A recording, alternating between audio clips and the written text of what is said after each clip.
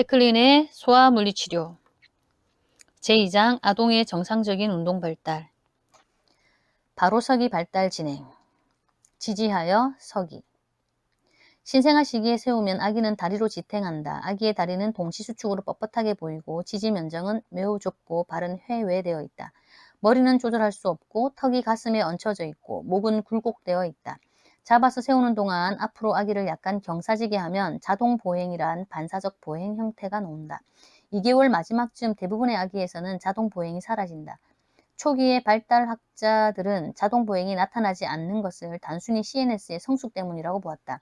그러나 에스더 텔렌이 1980년대 초기에 한 획기적 연구에서 자동 보행 소멸은 다리에 인위적으로 체중을 지탱하였던 아기에서의 반사적 보행이 감소한 것임을 알아내었다. 물속에서 잡고 세웠던 아기는 더 많은 자동 보행을 보였고 더 오래 지속하였다. 다른 한편 물속에서 세웠던 아기가 보행을 더한 것은 아마도 다리의 부력에 대한 반응이었다고 생각되었으며 보통 자동 보행이 사라지는 연령 이후로도 이 패턴은 계속 나타났다. 이러한 연구에서 얻을 수 있는 결론은 자동 보행이 2개월에 사라지는 것은 중추신경계의 성숙과 프로그래밍에 따른 것이 아니고 다리의 무게가 늘어나 아기가 더 이상 자신의 다리를 들어 올리기 어렵기 때문인 것으로 생각된다. 자동 보행의 소멸에 대한 어떤 이론을 받아들이든 간에 2개월 말쯤이면 아기는 더 이상 반사적 보행을 보이지 않고 잡아 세우면 더 이상 다리의 체중을 지지하려고 하지 않을 것이다. 이러한 자동 보행의 소멸을 못걸음증이라고 한다. 다음에 나올 보행 능력은 자발적이 될 것이다. 3, 4개월에는 전형적으로 다리로 체중을 지지하지 않으려고 한다. 이 단계는 못섬증 단계이다. 말 그대로 서지 않는 것이다. 이 단계는 일과적인 정상 발달 단계이고 모든 아기에서 다 나타나는 것은 아니다.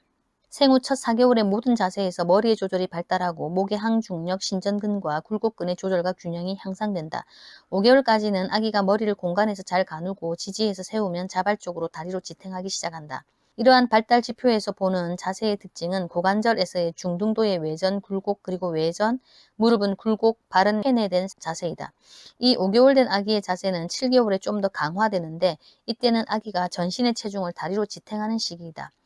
7개월에는 아기의 전후 체중 지지의 정렬이 좋지 않고 균형 반응이 덜 발달되어 외부 지지 없이는 혼자 설 수 없다. 손을 잡고는 서고 걸을 수 있다. 아기의 보행에서는 고관절의 외전과 중등도의 외전이 특징이고 이로써 지지 면적이 넓어지고 발은 많이 회내되어 있다. 고관절에서 외전과 외전이 증가하여 있을수록 발은 더 회내되어 있다. 전형적으로 발바닥의 지방층이 아기와 유아에서 세로화를 가리고 있으며 회내가 증가된 것처럼 보이게 한다. 고관절과 무릎은 굴곡되어 있어 여전히 지지 없이 서기에는 전후 체중 지지 정렬 상태가 좋지 않다. 적절한 체중 지지 정렬 상태의 성숙이란 상상으로 시상면 바로 옆에서 선을 그었을 때 이 선이 귀, 어깨, 고관절, 무릎 그리고 외측 복숭아뼈를 통과하는 직선이 그려질 수 있어야 한다. 미성숙하게 선 자세에서는 이 상상의 선이 귀, 어깨를 거쳐 고관절의 앞 그리고 종종 무릎의 뒤쪽으로 떨어진다. 아기는 7 내지 8개월 때 요람을 잡고 몸을 끌어당겨 일어서기 시작한다. 처음엔 새롭게 발달된 팔의 근력을 이용하며 다리는 본질적으로 수동적이다. 이때 일단 서면 아기는 종종 요람을 잡고 일어서서 방방 뛰며 새롭게 발견한 이러한 서는 능력을 경험하게 될 것이다. 요람을 잡고 처음 일어섰을 때 아기는 다시 앉을 수 없다는 것을 곧 발견하게 된다. 매트리스 위로 사뿐히 앉는 능력은 고관절과 무릎에서 편심성 수축이 강하게 일어나야 하는데 아기가 아직 발달을 시키지 못하고 있는 것이다. 서 있는 것에 이제 실증이 나면서 아기는 단순히 난간을 놓아버리면 중력의 도움으로 뒤로 털썩 앉게 되거나 울기 시작하여 부모에게 도와달라고 신호를 보낸다. 부모가 달려와서 아기를 안아 보가이 혹은 앙와이로 눕혀놓는다. 일단 이런 일이 일어나면 아기는 자신의 행동이 주의를 끄는 행동임을 알아채고 다시 한번 몸을 끌어당겨 일어나서 앞서 말한 일이 반복된다. 이런 행동을 반복하는 것은 아기에게 즐거운 놀이가 되고 아기는 자신의 행동이 결과를 이끌어내는 원인이 된다는 것을 알며 때때로 예측 가능한 결과를 낸다는 것도 인식할 수 있게 된다. 독립적 서기 10개월까지는 아기는 소파나 가구 혹은 낮은 테이블을 이용하여 몸을 끌어당겨 일어선다. 그림 2.65에서 보듯이 이제 아기는 무릎으로 일어설 수 있게 되고 한 무릎 자세로 서고 조절하면서 다시 앉는 것도 가능해진다. 두 무릎으로 지탱하고 서는 자세에서는 아기의 무게중심이 상대적으로 바닥에서 멀어지기 때문에 지지 면적을 상대적으로 넓게 유지할 수 있다. 반무릎 자세가 나오기 위해서는 한쪽으로 체중을 이동하고 그쪽의 몸통을 신장하여야 하며 체중을 지탱하지 않는 쪽의 발을 앞으로 내밀어 바닥에 발바닥이 닿게 해야 한다. 이런 행동은 양무릎 서기와 서기 자세 사이의 자세 변환에 해당하며 모든 자세 변환이 그러하듯이 축내 회전이 요구된다. 반무릎 서기에서 아기는 특히 고관절과 무릎의 신전근을 사용하여 중력에 반하여 몸을 일으켜 세운다. 아기는 이제 과거 팔로 끌어당겨 일어나던 시도와는 달리 팔에 잘 의존하지 않는다. 그 대신 다리가 대부분의 일을 감당하며 팔은 균형을 보조하는 데 사용한다. 선 자세에서 다시 바닥으로 앉으려면 다시 반무릎 서기와 양무릎 서기 자세를 사용한다. 해보면서 이러한 동작은 조절되고 빨라진다. 때로 아기는 단순히 잡고 있던 것을 놓아버려 바닥으로 빨리 털썩 앉기도 한다. 잡고 이동하기. 가구를 잡고 일단 서면 아기는 오랫동안 가구를 잡고 구부리며 앉기를 거쳐 다시 가구를 잡고 일어서는 것을 반복한다. 다양한 자세로 변환을 해본다. 곧 아기는 가구를 잡고 있으면서 발을 옆으로 뗀다. 10개월경에 보이는 이렇게 지지하여 걷는 것을 크리징이라 한다. 소파나 테이블을 잡고 앞뒤로 움직일 수 있으며 결국 다른 가구의 끝으로 손을 뻗어 잡고 방 안을 돌아다니게 된다. 그동안 아기의 전후 정렬이 좋아지고 고관절과 무릎의 굴곡이 줄어든다. 가구를 잡고 서 있는 동안 아기는 한 손 혹은 다른 손을 가구로부터 떼어보거나 한쪽으로 몸통을 돌려보는데 여전히 균형을 유지하고 있다. 종종 가구 주변을 돌아다니고 다음 가구로 손을 뻗을 때 팔로 짚지 않고 서기도 하며 심지어 한두 발자국을 떼기도 한다. 때로 아무 것에도 손이 닿지 않은 채 잠깐 서기도 한다. 그러나 가구를 짚지 않고 걸을 때 여전히 누가 손을 잡아주는 것이 필요하다. 그러나 아기는 곧 가구나 손을 잡지 않고도 걷게 될 것이다. 잡고 돌아다니는 이 시기 동안 걷기를 해보는 이외에도 옆으로 발자국을 떼는 동작으로 고관절의 외전, 내전, 그리고 발의 외반, 내반이 발달하고 강하여진다. 아기가 가구 혹은 손을 잡고 걷는 10개월에도 발의 파악 반사는 약하고 반드시 나타나지는 않지만 여전히 양성이다. 발의 파악 반사는 검사자가 손가락을 발가락 기저부의 수평으로 대었을 때 발가락을 구부리는 반사이다. 발의 파악 반사가 양성이면 발가락을 꼬부린다. 이 반사는 아기를 지지하여 세웠을 때에도 볼 수 있다. 보통은 지지하지 않고도 독립보행을 할 수 있을 때에야 이 반사가 소멸된다. 점차 여러 주일에 걸쳐 어른의 손이나 가구를 놓고 잠시 독립적으로 혼자 서 있게 된다. 이렇게 되었을 때 팔은 보통 몸통의 안정성을 높이기 위해 어깨를 높이는 하이 가드 자세를 취한다. 서기, 잡고 이동하기, 그리고 보행이 발달하는 동안 아기는 놀기 위해 또 바닥에 떨어진 물건을 짚기 위해 쪼그리고 앉기를 발달시킨다. 소파와 같은 가구를 짚고 서 있는 동안 이런 동작을 여러 번 반복해 본다. 또한 놀면서 쪼그리고 앉는 자세를 오래 유지할 수 있다. 그러므로 쪼그리고 앉기는 그 자체로 자세일 뿐 아니라 자세 사이의 변환에도 이용되는 것이다. 어떤 이는 능동적으로 쪼그려 앉기에서 서기, 다시 쪼그리고 앉기의 순차 동작은 동시수축을 활성화하고 그러므로 족관절을 둘러싸고 있는 근육들의 안정성이 높아진다고 하였다. 그 이론은 족관절 근육의 근방추에 장기간의 최대의 스트레치가 가해져 1차 및 2차의 구심성 수용기가 활성화된다는 것이다. 양발로 독립보행. 앞으로 독립적으로 나아가는 것은 일반적으로 10 내지 15개월에 발달하며 전형적으로 발달 중인 아기는 보통 12개월 전후에 한 달 이내로 걷는다. 처음에는 처음 앉았을 때와 마찬가지의 자세로 아기가 팔을 하이가드 자세로 올리고 견갑골을 내전하여 항중력적 안전성을 높이고자 한다. 자세는 좋아졌으나 수직적 자세 정렬은 여전히 좋지 않고 고관절과 무릎은 굴곡되어 있다. 고관절이 외전하고 외회전함으로써 지지 면적이 넓어진다. 아기는 처음에 걸을 때는 뒤꿈치 접지가 없고 여전히 발을 회내하고 있다. 그 다음 달에 앞으로 나가는 독립보행이 진전되면서 어깨는 하이가드 자세의 굴곡이 많이 풀어지고 팔굽은 여전히 굴곡 자세이지만 팔이 아래로 많이 내려오고 손은 허리 바로 위까지 위치하게 된다. 어깨는 내전되고 손가락들은 위를 가리키는 형태이다. 손은 그림 2.69에서 보듯이 몸 옆에 안정되어 있다. 그 다음 어깨는 완전히 신전하고 몸 옆에 늘어뜨릴 수 있게 된다. 그 다음 몇 주에 걸쳐 보행 시 번갈아 팔을 흔들게 된다. 계속 해보면서 전후 정렬은 계속 좋아지고 고관절과 무릎도 좀 더 펴진다. 고관절의 외전이 감소하며 지지 면적이 좁아지고 외전도 줄어든다. 결국 아기는 좁은 지지 면적, 발은 회외와 회내 중간, 즉 중립 위치, 발 뒤꿈치 접지, 밀기, 그리고 번갈아 팔 흔들기에 좋은 자세로 걷게 된다. 발바닥 지방층은 2세까지 완전히 없어지지 않는데 2세쯤에 세로화를 볼 수 있다. 두발 보행이 계속 좋아지고 이 형태는 그 다음 2 내지 4년에 걸쳐 향상된다. 3세 된 유아의 보행 지표는 1세 때의 보행 지표와는 다르다. 이러한 지표들에는 보행 주기의 다양성뿐 아니라 다리의 정렬도 포함되어 있다. 아기의 보행이 성숙되어 가면서 발이 어깨 너비로 벌려지기에 적당할 만큼 내 외측 정렬상 고관절이 외전에서 내전으로 진행된다. 무릎에서는 출생 시의 내반슬에서 3세 때는 약 12도의 외반슬로 진행되어 있다. 그런 다음 4에서 7세 사이에 외반슬의 정도가 약 7 내지 10도 정도로 줄어든다. 이러한 무릎 정렬에서의 변화가 고관절, 족관절 그리고 발의 내외측 정렬에 영향을 미친다. 발달, 성장 및 성숙에 따라 변하는 다른 보행의 지표는 보속, 보장과 활보장, 그리고 속도이다. 보속, 카덴스, 보속은 분당 걷는 발자국 수인데 처음 독립보행을 시작할 때에는 매우 높게 시작된다. 1년 된 아기는 3세 유아나 어른에 비해 한 다리로 잠깐만 설 수 있다. 이것은 1년 된 아기의 고관절에서의 안정성과 근력이 떨어지기 때문이다. 그 결과 아기는 분당 발자국을 더 많이 떼면 한 다리로 지탱하는 데 시간을 덜 쓴다. 보행 속도는 특정한 시간에 갈 수 있는 거리를 의미하는데 처음은 느리다가 아기가 커가면서 빨라진다. 속도는 한 발자국의 길이와 상관이 있다. 한 보, 스텝, 한 보란 한 다리의 뒤꿈치 접촉부터 다른 다리의 뒤꿈치 접지까지이다. 활보장, 활보장의 특징은 한 발의 뒤꿈치 접지로부터 같은 발의 뒤꿈치 접지까지 측정한 것인데 보통 보장의 2배이다. 한 다리에 병리가 있어 두 다리의 보장이 각기 다른 경우 보장의 2배를 하는 대신 보장과 활보장을 각각 측정하여야 한다. 1세부터 3세까지는 아기의 보행 속도와 한 다리 입깎이 시간뿐 아니라 보장과 활보장이 증가한다.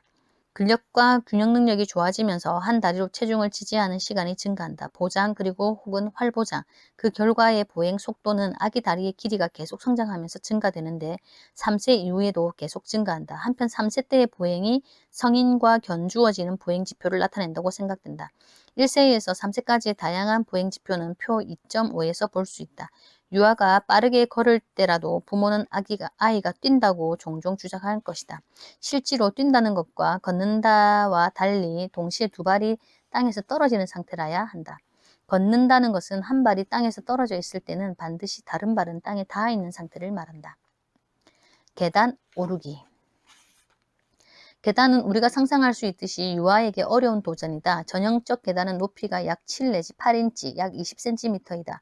똑바로 선 자세로 계단을 오르려는 15개월 된 아기는 무릎을 높이 들어 올리고 오르는 어른의 모양과 비슷하다. 계단을 오르고 내리는 능력은 많은 요인들에 의해 영향을 받는데 대부분 특히 계단을 오르내릴 기회에 의해서 많은 영향을 받는다. 그러므로 성취하는 순서는 아동마다 같지만 이 발달 지표를 성취하는 연령은 많이 다르다. 계단이 없는 집에서 자라는 경우 혹은 아기가 오르게 두는 계단이 거의 없는 집에서 자라는 경우 아동의 계단 오르내리기 기술 발달은 보통 매일 침대로 가고 오거나 장난감을 가지러 계단으로 다녀야 하는 아기의 경우보다 나중에 발달한다. 계단을 오르고 내리는 첫 번째 능력은 보통 4발 자세로부터 온다. 아기는 손과 무릎을 사용하여 계단 오르기를 배우고 곧이어 손과 무릎을 이용하여 뒤로 내려온다. 때때로 계단을 내려가는 첫 시도는 4발 자세로 시도해 볼 것이다. 그러나 보호자가 보고 있지 않는 경우 머리를 먼저 내리면 위험한 상황이 될 것이다. 약간의 힌트와 도움으로 아기는 곧 손과 무릎을 이용하여 시도해보고 실수하는 가운데 뒤로 내려오는 것을 배운다. 계단 오르기의 숙련도는 일반적으로 계단 내려오기의 숙련성보다 먼저 발달한다. 아기가 4발 자세를 사용하여 계단을 오르고 내리는 동작이 발달한 이후에 이러한 순서는 그 자체가 일반적으로 양발 직립보행에서 반복된다. 보다 전형적인 계단을 오르내리는 패턴의 또 다른 특징은 일단 아기가 서서 계단을 오르게 되면 뚜렷해진다. 처음에 양발로 오르는 것은 한 계단의 양쪽 발을 차례차례 올리는 동작으로 수행된다. 이 방식을 제자리 걸음으로 오르기라고 부른다. 제자리 걸음으로 오르기라고 부른다. 일반적으로 양발로 번갈아 계단을 오르기는 3세가 되기까지는 시작하지 않을 것이다. 이는 주어진 기회와 시도, 실수의 훈련에 따라 달라질 수 있다. 이러한 발의 패턴은 또 사용 가능한 팔의 지지 형태에 따라 다르다. 손으로 어른 손을 잡거나 계단 난간을 잡고 올라가는 상황이 줄어들면서 난간만 잡고 오르게 되고 결국 아무것도 잡지 않고 계단을 올라갈 수 있게 된다. 물론 아기가 발달하는 속도와 계단을 능숙하게 오르는 능력은 아주 다양하다. 다른 기술과 마찬가지로 계단을 오르내리는 기술은 특별한 경우 그리고 혹은 새로 그리고 혹은 어려운 환경, 즉 계단이 가파르거나 난간이 없거나 하면 일시적으로 이 기능이 퇴행한다. 균형. 균형의 유지는 자신의 무게중심을 지지 면적 내에 있게 하고 균형이 깨졌을 때 보상을 할 수 있는 능력이다. 아기가 발달 중 새로운 기술을 습득하려고 할 때 또는 시도할 때 이 균형의 문제는 아기에게 도전이 된다. 특정 발달 지표 혹은 자세의 성취에 이어 아기는 그 자세에서의 균형을 유지하는 능력도 발달시켜야 한다. 용감하게 다음 순서의 자세로 옮겨갈 때에 아기는 보통 가장 최근에 습득한 자세를 계속해본다. 그리하여 연속적으로 자세에서의 새로운 균형 기술을 발달시킨다. 균형 기술은 정상적 자세 반사 기전을 보완해준다. 이러한 균형 기술은 4가지의 하부 그룹으로 나뉜다. 바로 잡기 반응, 경사 반응, 평형 반응, 그리고 보호 반응이다. 각 그룹은 나름대로 규정된 측면을 가지고 있다. 이런 하부 반응들은 자신의 균형 상태가 어렵게 되었을 때 예측할 수 있는 순서로 반응들이 일어나도록 연속하여 작동한다. 바로잡기 반응은 공간에서 머리를 안정되게 해주는 모든 면에서 발달하는 반응이다. 어떤 자세에서든 무게중심상의 변화가 있을 때 머리 바로잡기 반응 또는 미로 바로잡기 반응이라고 하는 반응이 처음으로 작동한다. 균형이 조금 깨지거나 지지 면적 안에서 무게중심이 거의 벗어나지 않을 정도이면 머리 바로잡기 반응만으로 신체를 다시 제자리로 가져갈 수 있다. 아기의 신체가 어느 방향으로 기울어지면 머리가 자동적으로 똑바로 되고 신체의 자세가 어떠하든지 간에 머리의 자세는 바닥에 대해 입이 수평으로 얼굴은 수직이 되게 자세를 똑바로 하게 된다. 몸이 더 기울어져 지지 면적 가장자리에 근접할 정도로 무게중심이 옮겨질 정도이면 머리 바로잡기 반응이 자동적으로 나온다. 그러나 균형을 회복하기에는 충분하지 않다. 이때는 경사 반응 혹은 평형 반응의 도움이 필요하다. 경사와 평형 반응은 균형이 깨질 때 신체 자세를 안전하게 하는 역할을 하지만 각각 약간 다른 자극에 대한 반응들이다. 경사 반응이란 아기가 앉아있는 혹은 자세를 취하고 있는 곳이 움직여 아기의 무게중심의 변화를 일으킬 때 사용되는 올바른 용어이다. 이런 일이 일어날 때 머리 바로잡기 반응이 즉각 일어난다. 감각적으로 머리 바로잡기 반응만으로 충분치 않다고 지각되면 경사 반응이 유발되는데 다음과 같다.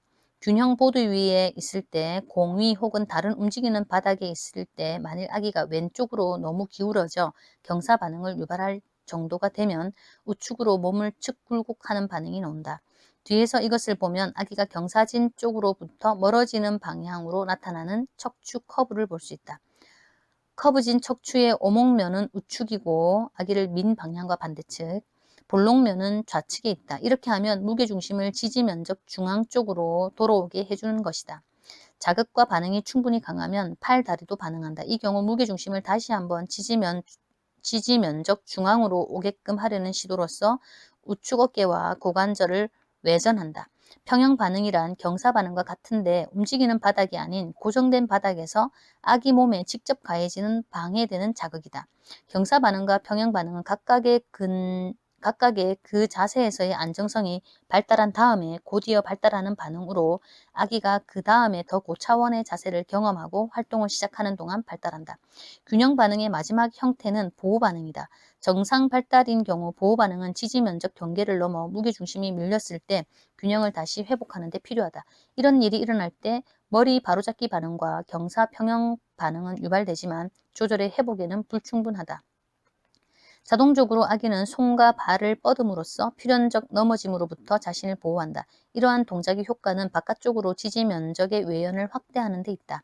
이 방식으로 신체 무게중심은 다시 지지 면적 안에 놓이게 되는 것이다. 이는 경사 평형 반응에서 보듯이 몸이 다시 지지 면적 안으로 돌아가게 되는 것은 아니다. 그렇지만 지지 면적이 넓어지기 때문에 무게중심이 다시 그 안으로 놓이게 되는 효과를 낳는다. 다음에 얘는 균형을 유지하는 데 이용되는 한두 가지 보호 반응 방식과 때로 어떻게 손상을 예방하는지를 보여준다. 한 사람이 움직이는 버스의 통로에 있는데 운전수가 갑자기 브레이크를 밟는다고 하자. 머리 바로잡기 반응과 경사 반응이 처음 모두 유발되고 균형을 유지하는 데 불충분하면 그 사람은 두 가지 중 한 가지를 하게 될 것이다. 즉 지지 면적을 넓히기 위해 한 발을 옆으로 벌려 자신의 무게중심이 다시 지지 면적 안으로 놓이도록 하거나 넘어질 것이다. 만일 넘어지면 버스 바닥과 머리가 가까워지면서 한 팔 혹은 양팔을 뻗어 넘어지지 않으려고 할 것인데 이러한 동작으로 새로운 지지 면적이 추가되어 바람직하기로는 머리와 얼굴에 입을 수도 있는 손상을 예방할 수도 있을 것이다. 이런 두 번째 반응은 넘어질 때 발생하는 요골의 원위부 끝의 골절, 즉 잘 알려진 콜레스 골절의 원인이 되기도 한다.